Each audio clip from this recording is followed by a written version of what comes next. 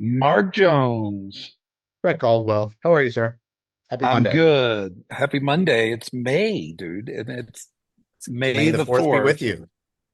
There you go. Somebody's got to say it. Somebody's got to say it. Um, all right. Before we go, did the year is the year starting out the way we expected it to? I don't think anyone expected a war in Iran, so I'd say No, no.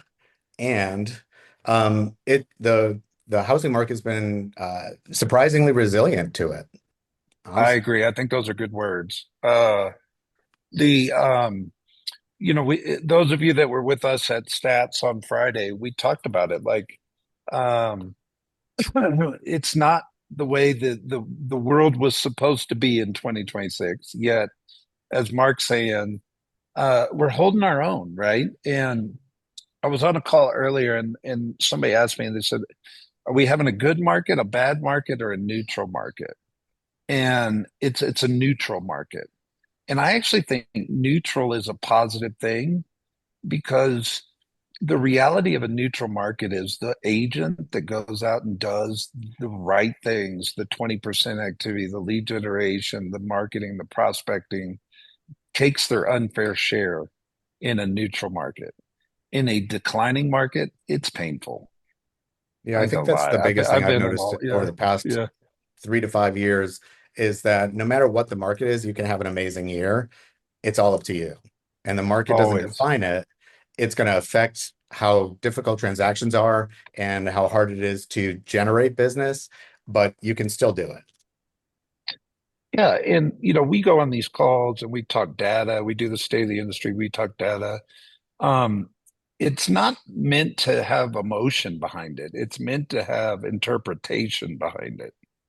And to be able to interpret to clients, to buyers, sellers, so you know how to navigate and you create your own reality, right? 100%. And All it's right. So also I kind of like when things like this happen because you can say, to the people who are always think they can predict the market, um, you say, did you predict a war? You know, like yeah, they no didn't. kidding. So no one can predict the market. So it's a new day, Mark. We're using the new site now on this call Ooh, every Monday. fancy. Now, you guys don't see this little AI chat button because I've got the demo button, but it's coming. We're still in beta test on this, but you have obviously all the data. And where I'm going is Georgia weekly stats, just so you understand how to navigate this site. And when we get to the weekly data, it's the same data we used to use on the previous site, but it's now directly connected to the MLS. So it's live within the every 15-minute refresh, right? Nice. So it's pretty powerful. And you see always the scoreboards and all that fun stuff. But I'm gonna go down here to our weekly totals and all counties, it shows the entire FMLS, but we track Fulton, DeKalb, and Cobb, right? And then obviously you can go to any of our other categories. But let's start with Fulton. So what's cool about this is AI is now giving insights. So AI is now saying for active inventory in Fulton County last 7 day total, big wow jump. I love the adjective they're throwing at it. It's up 15%. So talk to me. Why are we having a jump in new listings right now? I'm What do not you think? sure. Week Anybody over on here? week, a big I'm gonna jump. I guess mean, last, Yeah. seasonality usually conveys. I think it's just the product of seasonality, and our consumers are obviously resilient to the media as well and are willing to continue to do business. I love it. So we have 673 active status changes. 142 went under contract, which it didn't give us any great insights outside of the fact that it's not down or up. Um, Pending says year to date high. That's huge. That's yeah. huge. And That's then the 200, closest thing to a crystal ball that we have. exactly. 273 closed. And then it also shows Year to date high withdrawn. What do you Mhm. think of that? I think a lot of listings went live in February and March, and they put it out through the end of April, and then they relist if it's not sold. So I'm not Which could terribly be this surprised by number, that. right? Could be they Yeah, could have withdrawn. they could be withdrawing to reprice Sure. strategically versus waiting for an expiration date. Right. So what am I seeing in these numbers? I'm seeing a big pop of new active inventory. I'm seeing a big pipeline of production going through the system. And you could call it spring market, but I think our spring market, as we talked about on Friday, got pushed later in the year. And I think the next 60 days are going to be a pop of real estate. Can I just acknowledge how cool this is? Is everybody on Yes, the call? please. This is about the coolest darn thing improvement wise I've seen in a long time. This is way cool. Real Hmm. time, click on activity. You can see the gap in the differential. Yep. It highlights the areas. This is cool. Color coding. Mhm. Great Yep. job, Brett. Uh, I got to throw kudos to Luke. Luke did it, but I knew where that it's was a going. team effort. But Way yes, to go, Luke. Is there he you on the go. call? Look at that He's here. expired number though. Yep. Big wow. That's also the end of the month, I think, Yeah. rollover, which probably contributed to the active relist. Right. All right. So let's check the other counties. So I'm going to go to DeKalb next. But an excellent observation for the record. There you go. 336 active status. Not our highest. So DeKalb had some big closing numbers over the previous 30 days.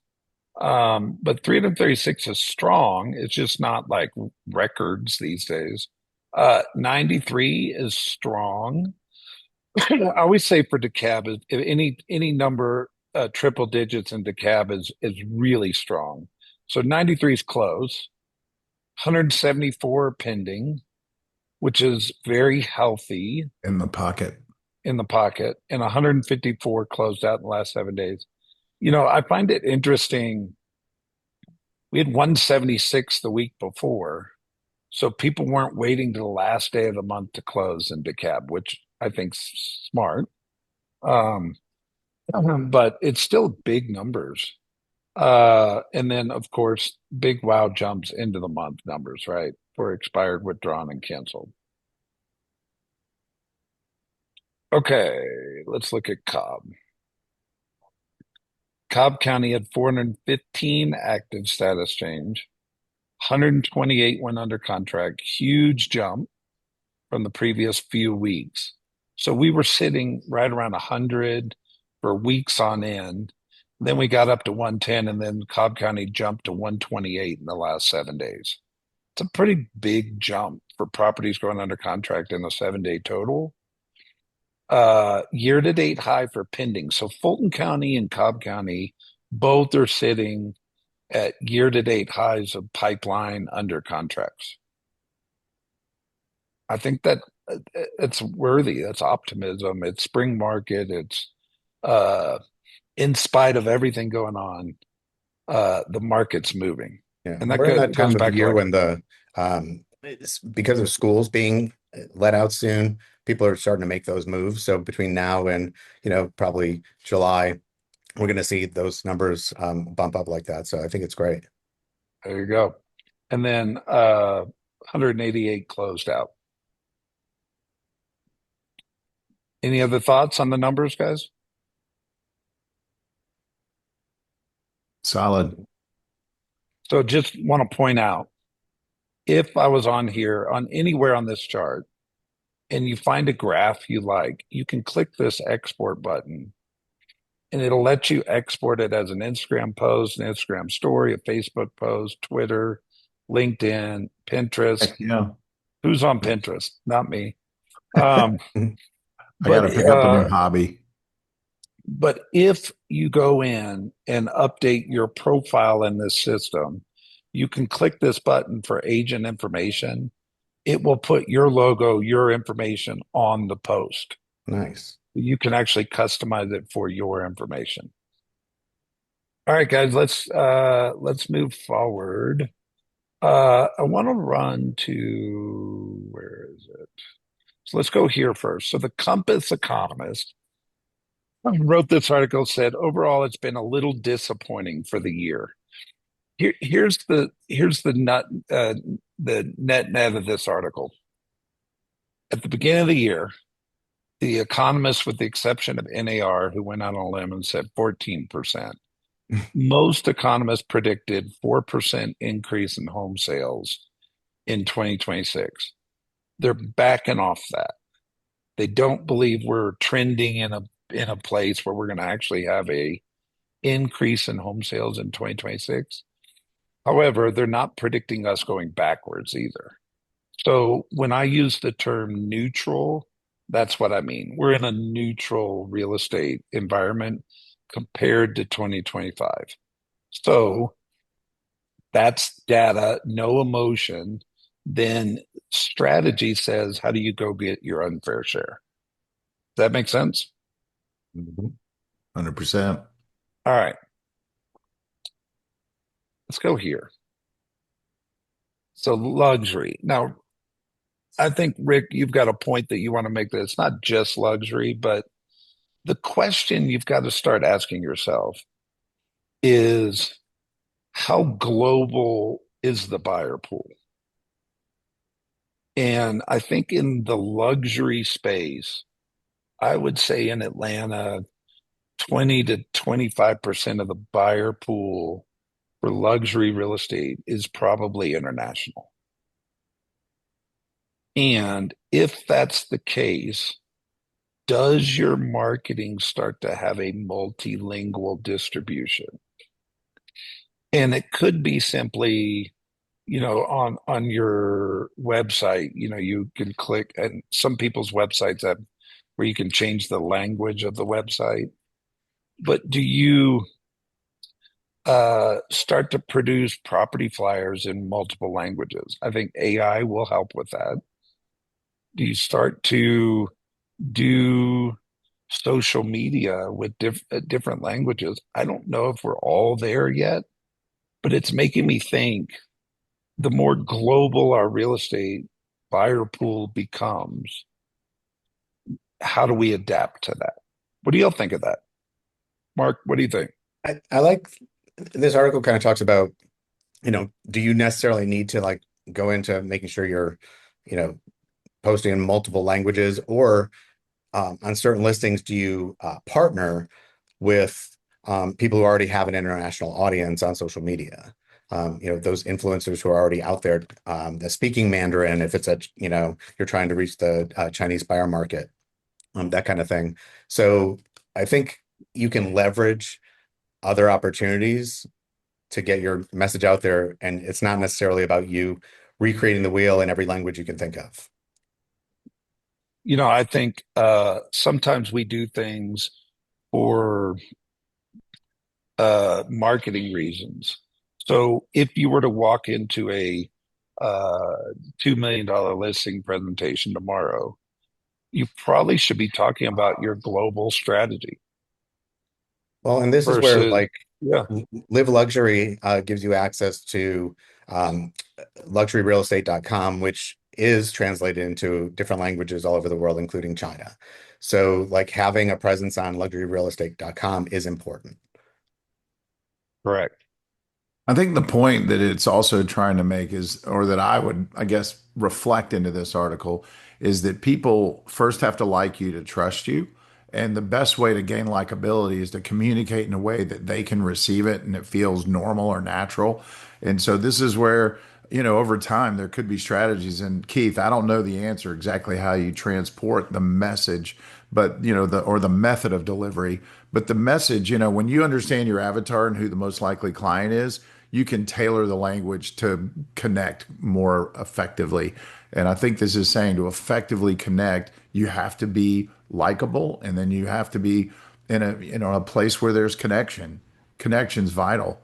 And so it'd be like, when you're scrolling, you're on Facebook and they start targeting me with a teenager styled I just don't resonate and I keep spinning. So I guess the question is, who's your avatar? And then what style and method of communication most effectively lands in their head and heart? And the how part over time is going to reveal. And I'm not sure who the role model is, but whenever not certain, I go out and start looking for role models. Who's winning with this? Yeah. And to the question about steering, I don't know the answer to that. But it's interesting you pull that up because there's this other article on Housing Wire that's talking about HUD that's saying agents can discuss crime and school data. So during the Biden era, the fair housing was starting to be translated around steering and reversing buyer era guidance, meaning they believed if you talked about schools and crime statistics, that could have been perceived as steering.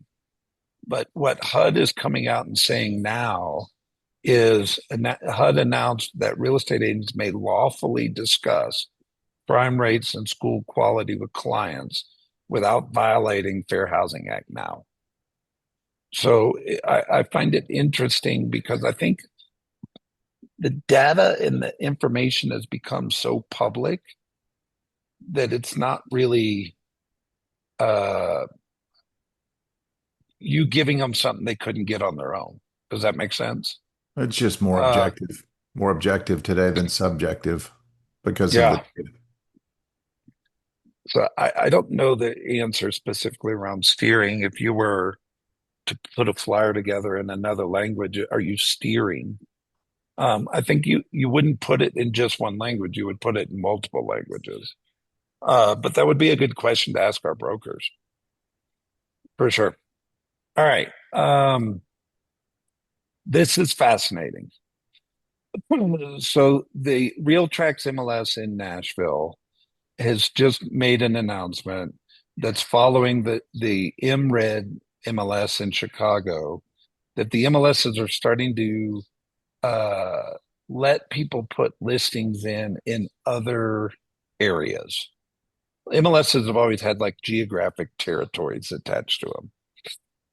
And ironically, the CoStar MLS, which is the commercial MLS, about 4 or 5 years ago, used to only sell access to certain geographic areas. But if you have a CoStar account now, it's national data. Um, and I think in the commercial world, that makes more sense. In the residential world, you're still limited to the state you have a license in. But like for instance, um, I know FMLS is trying to expand into like Athens and areas outside of Atlanta. Um, our MLS is starting to consolidate things like that. There's certainly a movement around this, and it's just something to be aware of. I know it was talked about last week in Gary Keller's top agent room and the top market center room that there's certainly a movement around a national MLS. Do I think that's going to happen anytime soon? I don't, but it's just newsworthy, so I thought I'd share it with you. Brett, Any, so we yeah, we have access to real tracks through the Chattanooga market. yep, And it's interesting, over the last, I would say, 60 days, there has definitely been listings that are popping up in real tracks in areas that we're not accustomed to seeing. Like I know that there's an area in Kansas that's already in there. There's a lot of stuff in Georgia that people are just putting in, but not necessarily any rhyme or reason to it. So I think that they're getting some traction, but not a whole lot. hmm I think this is a long game. But it's just something that popped on the radar and it was talked about in Gary's room last week. So I thought I'd bring it to the call. All right. Let's look at this for a second. So this article on Inman talks about how senior is your housing market. So obviously Florida, I think most people understand Florida is probably going to lead the market with senior homeownership rates. But if I come down here and search, so Florida's 30%, Dallas was 20%, Atlanta is 22.5% of the homeowners are over 65 and plus. in Atlanta, Sandy Springs, Roswell, the geographic area. So my question is, over 1/5 of the population is over 65. Now, I'm looking on here. Rick Hale's 30 years old. He probably likes and hangs out with people, and his network's probably naturally 30 years old, which could be a good thing. However, is it a business strategy to target seniors? It is for some, it's not for all. And if you were to target seniors, like we know these guys are on Facebook, but they're not really on Instagram. So that becomes a strategy, right? I think some agents over the years have done strategies around downsizing. Some agents over the years have gone and gotten the SRES designation to say that they were a senior specialist. I'm not saying you should or you shouldn't. I'm saying it's an awareness that 22.5% of the households are of that demographic. Should it be a strategy of yours? Totally up to y'all. What do you think of this, Mark Jones? Yeah, I mean, I think it's just acknowledging the different segments of the market, and it's not a one size fits all, right? Like there's just a lot of different people out there, and that's a significant portion of the market right now. For sure, for sure. I think that so I've actually been helping some people with their databases recently and just looking at some of the different age ranges and demographics in their database. And I think it has to do with like who you were saying, knowing your avatar, knowing who are you. One person may have a lot of seniors, another person may not. The challenge in doing a marketing strategy for this is it's very similar to what you were talking about with dealing with different languages because there's something to be said on the marketing end for meeting your buyer pool where they struggle emotionally and being able to speak to them. But on the other hand, if we do that, is it considered steering? So I think there are definitely some broker conversations around this, but I do think it's going to be more and more important to actually meet different segments of the population according to their housing struggles in different age brackets. 100%. And this is where the money is too, by the way. The wealth transfer, the people over 65 have considerable wealth right now. All right. Let me do my best to explain this. So they're saying mortgage spreads are the only thing keeping our rates under 7%. So if you've been on these calls for any length of time, we talk about how the 10-year treasury rate is the most directly related to mortgage rates. And when it goes up, the rates go up, and when the rates go down. But there's a spread between the two. Historically, the spread is 2%. So if, for instance, if the 10-year treasury rate is 5%, the 2% spread would say mortgage rates are 7%. You understand that, right? Well, if you jump down here, mortgage spreads closed at 1.93, really close to the 2% spread last week, helping keep 2026 mortgage rates under 6.64, which is that magic number that drives buyer demand. But we're currently around 6.44. If the worst spread levels of 2023 returned, rates would be about 7.6 right now. So what happened was when we were in that 3% mortgage rate environment, the spreads were really thin. But you got to understand that that meant the profit margin on lenders was really thin. And the banks, after the rates started moving, started pricing mortgage rates with a bigger spread. My opinion or my thought is they were making up for lost time on profit margins. But I think historically, the 2% rate is kind of where it's a given healthy profit margin on the lending world to price mortgage rates compared to 10-year treasury, which is where they get their money. this is not meant to scare anybody. It's also meant to say, hey, look, our mortgage rates, we talked about it on Friday, are volatile right now. So if something changed and they started playing with the spread again, it really could jack our rates up. I don't think they will. I don't anticipate that they will, but it's just something that's interesting. It talks about not only do we track with the 10-year treasury, but there's also a volatile factor in between the two of how they price the mortgage rates. Anybody else have thoughts or a better explanation?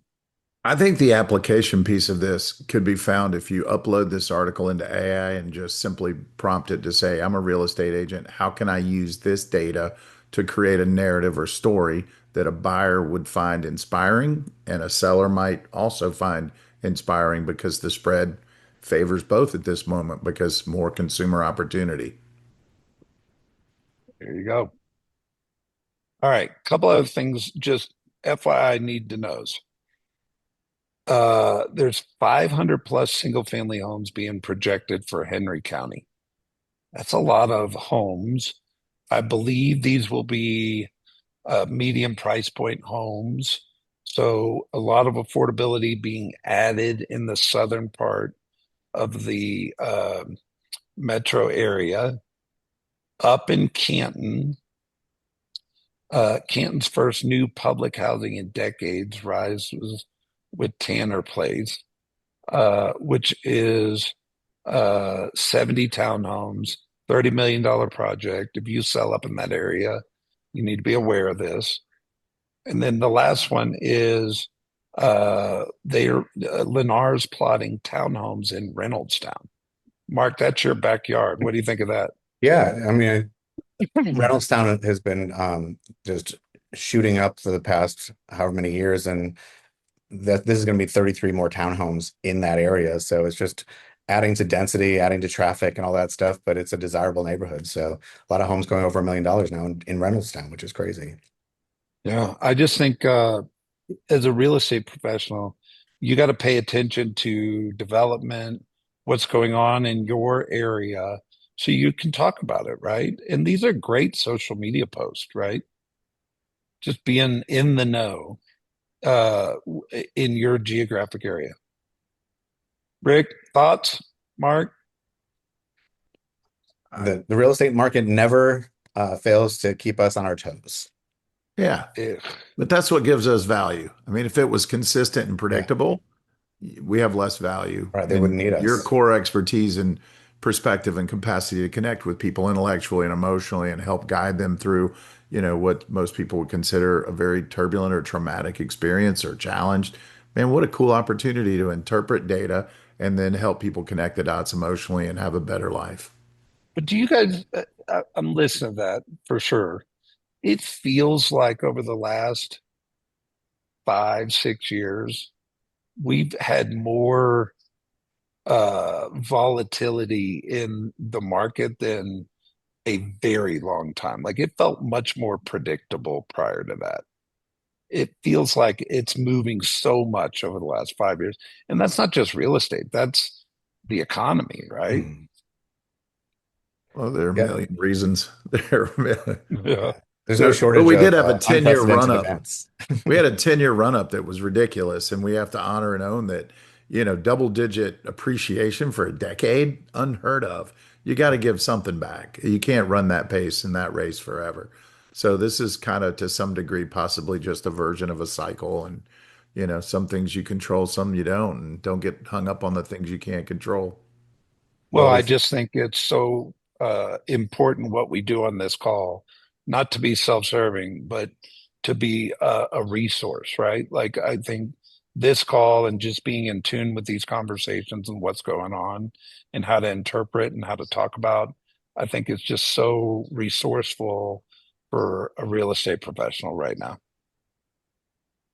We're in this together. That's the gift of a cool tribe that cares, and that's who we are and what we are. So lean in. I'm available. Brett's available. Mark, you're amazing. Thank you. Rock and roll, guys. Happy Monday. thanks, guys. May the fourth be with you. Bye. Live large.